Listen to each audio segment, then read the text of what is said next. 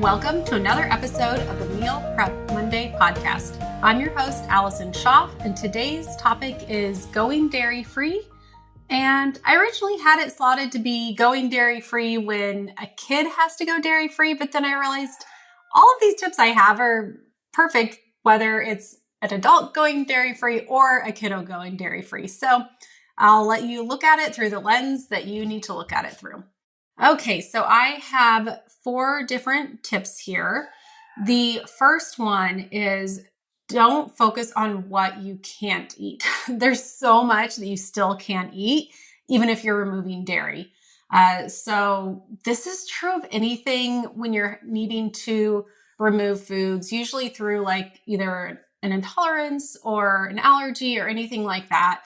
But I say this all of the time, whether it's gluten-free, nut-free, dairy-free, autoimmune protocol, like any sort of, restriction that you're needing to put on your diet or your kid's diet, don't focus on that food that you can't eat, because most of the time, especially if it's just one item, there is still so much that you can eat. And so just really focusing on that and focusing on the items that are naturally dairy-free. I mean, if you look through your past week of dinners, maybe most of them didn't contain dairy just naturally. So focus on those meals versus trying to turn a bunch of meals that contain dairy into these meals that now don't contain dairy and like trying to like recreate it in some weird way. But just focusing again on those items that are just naturally without dairy, because there is a huge list of foods available. Okay, so number 2, if possible, especially in the beginning, have the whole family eat this way. Especially, I mean, I guess if it's an adult and it's like really restrictive, then you don't want to do that with the kids. But if it's one of your children, and especially if they're younger, you might want to just have everyone, have all of the meals be dairy-free. This will help them to not feel like they're having to be on a restricted diet. Again, they don't have to focus on this fact that they're not having something. Like that really shouldn't be something that they're needing to focus on in the beginning. You should, if you can, just create meals that are without it and not make it a huge deal for really anyone in the family. Okay. Number 3 is to find recipes to use at home. So with any restriction, it's always easier to start with meals at home. Eating out is always a little trickier. You have to, depending on the restaurant, like some of them will, list dairy or gluten on the menu, but a lot of times you're left to like kind of negotiate with the server whether or not an item is, dairy-free. And I don't know, sometimes it can just be a little complicated. So eating at home, again, especially in the beginning, is the easiest way to just make sure that you're able to read all the labels and kind of wrap your own head around like, okay, where do I need to be looking out for something like dairy? Like what food items is it found in and all of that. So, and a quick note that if you are looking for recipes to use at home, the Prep Dish meal plans are, except for the low carbs, a little trickier, but like they're all dairy optional. So like our paleo and gluten-free, even the super fast, the dairy that's on there, it's pretty minimal and it can always be removed. We actually test them on purpose to make sure that they taste just as delicious with or without the dairy. Usually it's just remove it completely. Sometimes there is a swap if it like kind of serves a specific role in the recipe. But I think this actually is a good, I guess, learning to have is like, wow, we can create all of these like thousands of recipes over the years that are all dairy optional. So what that means for you is that there's a lot of recipes that you might find that you'll see, oh my, this has dairy in it.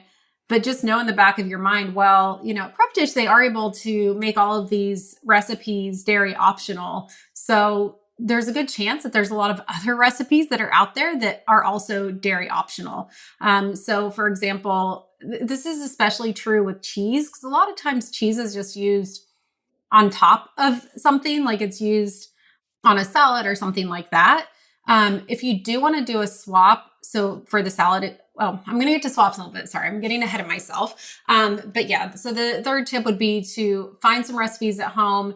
And again, back to point number 1 is I would start with foods that are just naturally dairy-free. And then over time, if there's like a specific dish or craving, then you can work to find some things like that. But I wouldn't start with trying to do a bunch of, let's do a dairy-free cheese for the pizza, and let's do a lasagna, and let's do let's start with the foods that are already without dairy. So it's not really like this transition, or you're not going to have these big flops of like where you really notice it missing. And then number 4 is don't forget treats like at school or being away. Like if there's a time where there's going to be treats, it's especially true if it's, kids, if you have a kid that has to go dairy free for whatever reason, just making sure that they're not left out. One thing you can do is make a batch of, say, cupcakes or cookies or something like that, and stick them in your freezer, maybe hide them if you have to, depending on your household, or put, do not eat. That usually works with my husband. If he sees a do not eat, he knows not to do that. But yeah, put those in your freezer. And then that way, anytime there is any sort of, party or celebration where they might need to have an item, you can just pull that out and make sure they have something that way they don't feel left out. Okay, so those are some tips for getting started. And then I also wanted to go over some swaps that are helpful. But again, I do think having that focus of not always trying to, swap out everything, but then over time, and especially if this is an allergy or something that needs to be, long-term going dairy-free, you're definitely going to want to find alternatives. So, trying different ice creams. There's a lot of like really amazing brands out there that are doing really good ice creams. I mean, I've even played around. I don't know if I have the recipe on a blog. If I do, I will. But like, making a coconut milk ice cream in my ice cream maker, and it turns out really delicious.